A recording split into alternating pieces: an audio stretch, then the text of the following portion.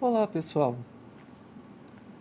Bem, dando prosseguimento aos nossos estudos em análise do discurso, nesta videoaula trataremos dos seguintes assuntos.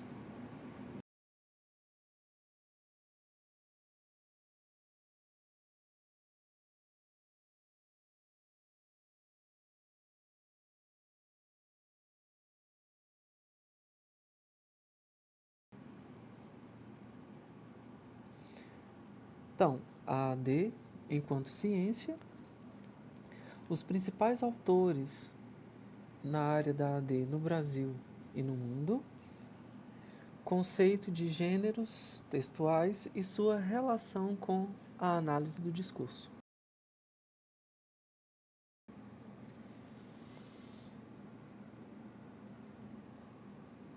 Bom, vamos lá. Na videoaula 1, lembram-se que explicamos sobre os gregos e a arte do bem-falar,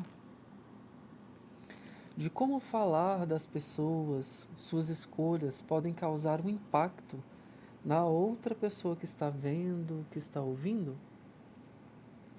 Pois bem, a esse falar, falar é um conceito simplório. Na AD, a terminologia própria é enunciado.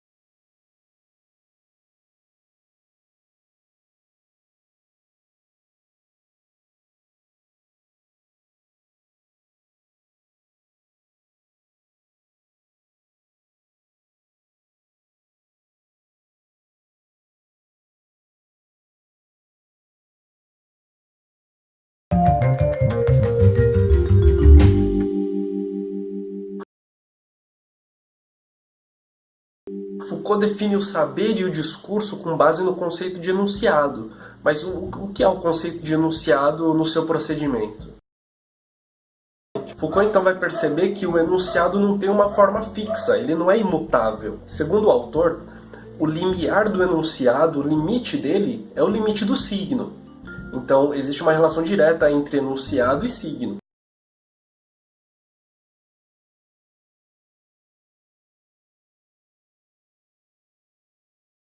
E o que é então o enunciado? O enunciado, vai dizer Foucault, é uma função de existência.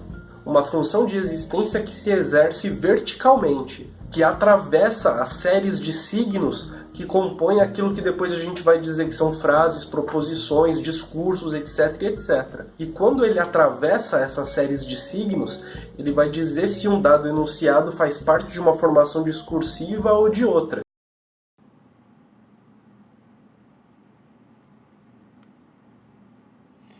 Já vimos, de forma básica, os conceitos de enunciado e discurso. E esses são os objetos de pesquisa da AD. Mas é importante entender como a análise do discurso surge enquanto ciência linguística. Se tomarmos um ponto de vista histórico, percebemos que o que hoje chamamos de análise do discurso tem uma história que chega a 2000 anos, desde os estudos da retórica grega. Foi na década de 70, no entanto, do nosso século, que a análise do discurso tomou força. Mas não se pode dizer ainda que se constitua em um campo claro de estudos. O seu desenvolvimento significou a passagem da linguística da frase para a linguística do texto. A análise do discurso, então, é um campo da linguística e da comunicação especializado em analisar construções ideológicas presentes em um texto, em um discurso.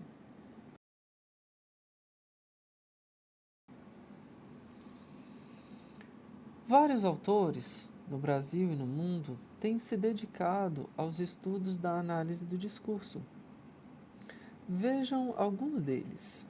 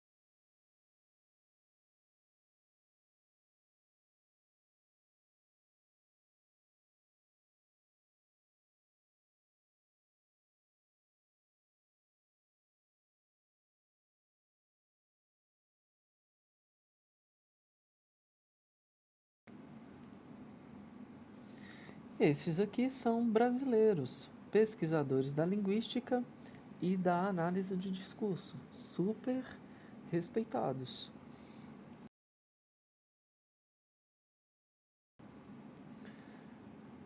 Bom, a década de 70 inaugura os estudos da análise do discurso, não como uma área isolada e fechada, por exemplo, áreas científicas, especialmente como antropologia, sociologia e psicologia, também começaram a despertar interesse nos estudos da linguagem e influenciaram a AD. Portanto, há essa multidisciplinaridade. Percebem que essas ciências, análise do discurso, antropologia, sociologia, filosofia e psicologia, se distanciam em seus objetos de estudo, mas também se aproximam, principalmente em um sentido. Qual? Podem imaginar? A pessoa humana. A pessoa humana que é capaz de se fazer presente no mundo por meio do seu discurso, sua postura discursiva. Então, todas essas áreas científicas, claro que a AD tem seu foco de pesquisa no discurso, de forma mais ampla, claro. Mas todas essas ciências se ancoram à linguagem.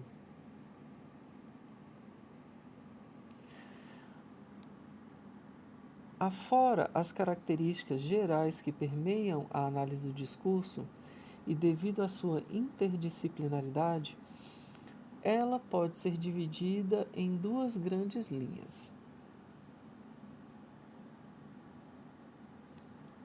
a corrente francesa e a corrente inglesa. Bom, a linha francesa, oriunda dos trabalhos de Saussure, Péchet e dos principais promulgadores pelos estruturalistas, busca, ao atrelar uma perspectiva histórica à análise do texto, explicar as relações entre linguagem e ideologia, destacando o assujeitamento, que reproduz formações discursivas historicamente constituídas. Para desenvolver essa proposta, a corrente francesa, ela extrapola os limites da linguística e busca desvendar as questões filosóficas, políticas, culturais, econômicas que permeiam o texto. Esse assujeitamento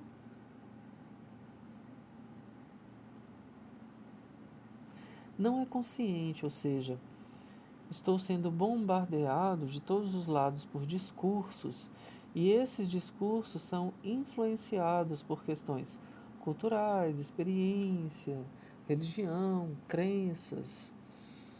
Lembram? E eu, às vezes, ou sempre, enquanto sujeito, vou assimilando tudo isso e apenas reproduzo.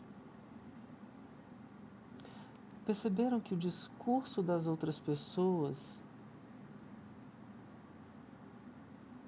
eu vou introjetando e o meu discurso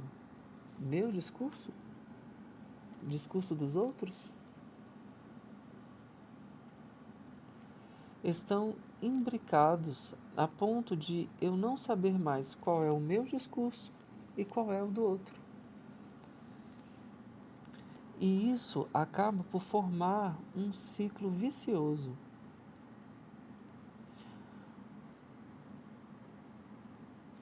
Bom, alguns autores da análise do discurso dizem que romper com essa influência é difícil ou até impossível para algumas pessoas, porque eu estou alienado, fechado, e eu perpetuo o ciclo.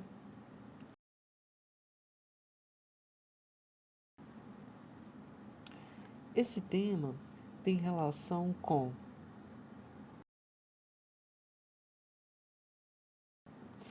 esse termo é importantíssimo para a análise do discurso. Bom, relações de poder. Vejam.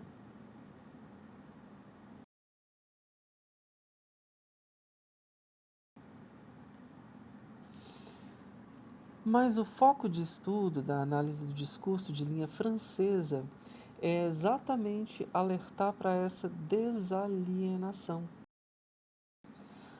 Qual o sinal disso? Este. Sinal pesado, forte, não é mesmo? Mas é verdade, no sentido de romper.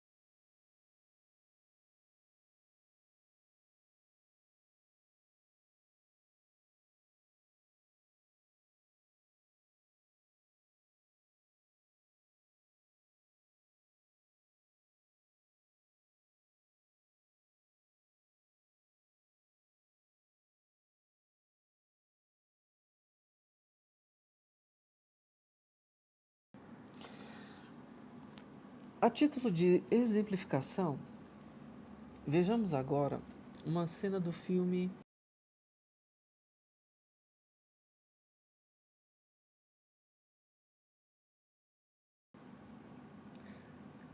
de 1988. Este filme trata de quê? Bem, a personagem, um homem cujo nome é John Nada,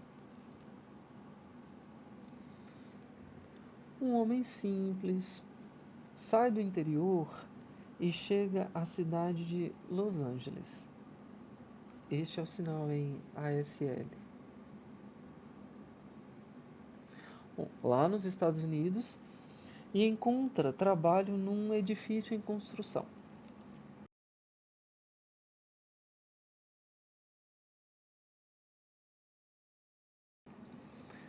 Durante uma inusitada operação repressiva, a polícia destrói um quarteirão inteiro do bairro miserável em que o John vive.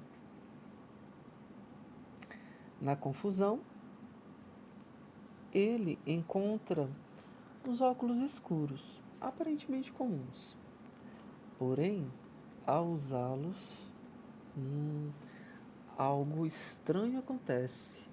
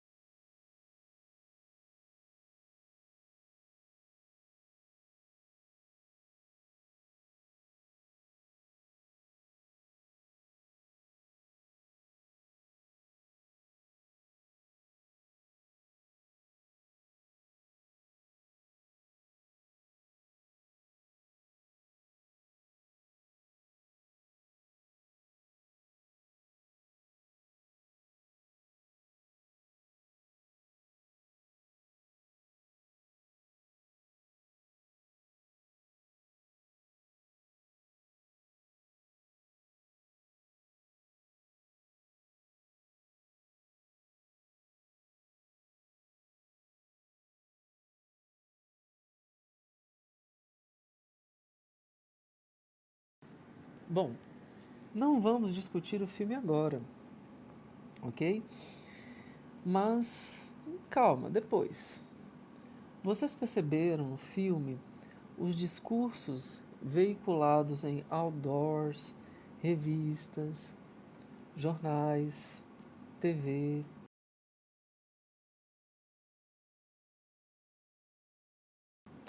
Pois bem, essas diferentes superfícies que servem de suporte ao discurso chamamos de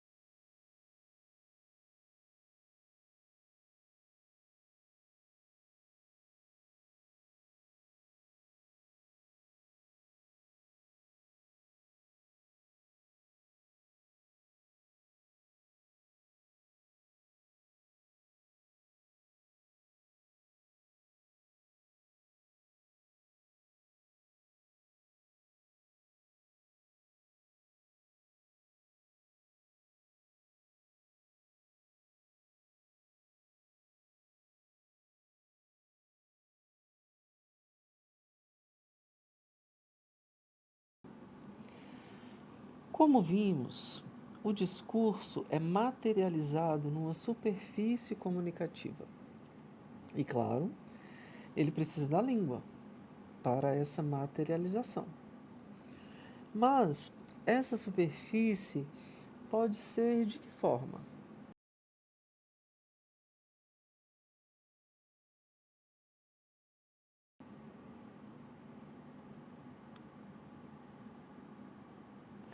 Assim, temos várias situações comunicativas, dependendo da necessidade de cada pessoa.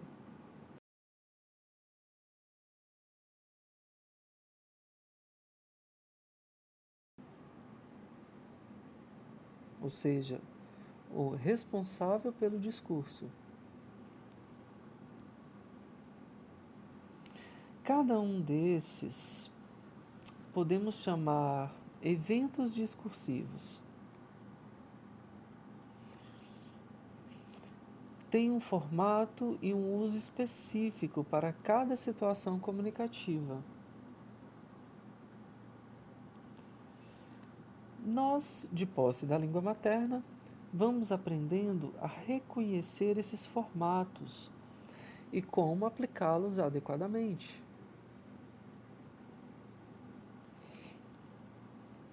Vou dar um exemplo.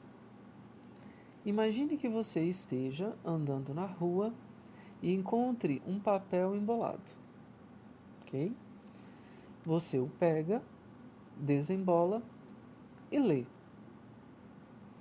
E na hora, você sabe que se trata de uma receita de um bolo vegano, ou ainda de uma bula de remédio, e assim por diante. Então, se eu quero cozinhar, o meu objetivo é cozinhar, eu vou pegar um manual de instrução, por exemplo, de como montar uma cama, ou o cardápio de um restaurante. Não combina, não é mesmo?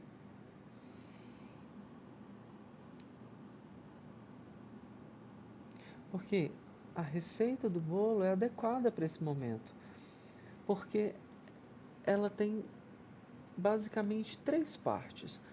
A primeira parte, que são os ingredientes, o que eu preciso para cozinhar. A segunda parte, como juntar esses ingredientes, como fazer. E na terceira parte,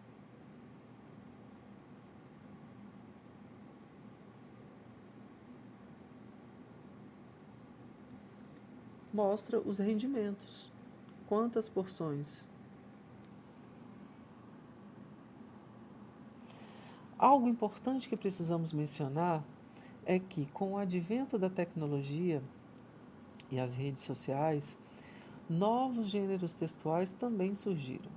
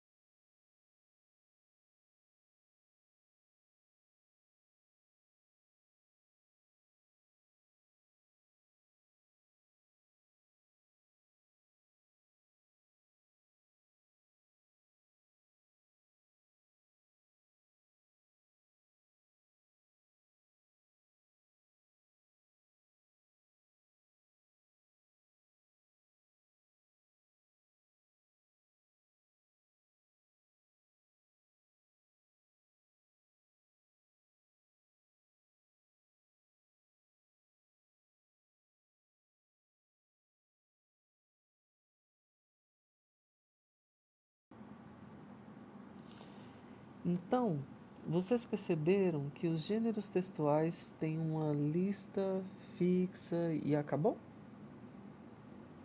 Não, não é mesmo? É possível surgir novos, mas atenção, as características próprias de cada gênero textual não mudam. É o formato, lembram?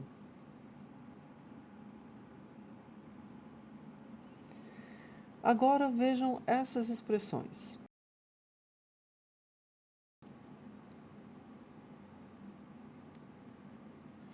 Ok, antes de explicar esses conceitos, vamos voltar ao exemplo de videoaula. Vocês são acadêmicos do Letras Libras, na modalidade à distância. Vocês já estão acostumados com videoaulas, não é mesmo? Vocês conhecem as características de uma videoaula, o formato. Por exemplo, tem uma pessoa à frente, a câmera ligada, o quadrante, a iluminação, a edição, enfim. Mas, mais que isso, a videoaula tem um discurso específico também, um jeito próprio de falar, ou seja, o jeito de conduzir a aula.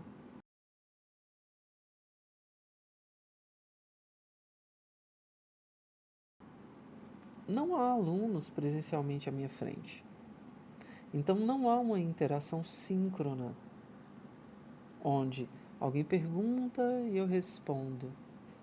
Então, a videoaula está ligada ao âmbito da tecnologia, o AVA, e essas características marcam esse formato. Ok? Então, voltando às expressões: discurso jurídico, discurso jornalístico, discurso religioso. São formatos com características bem específicas e distintas.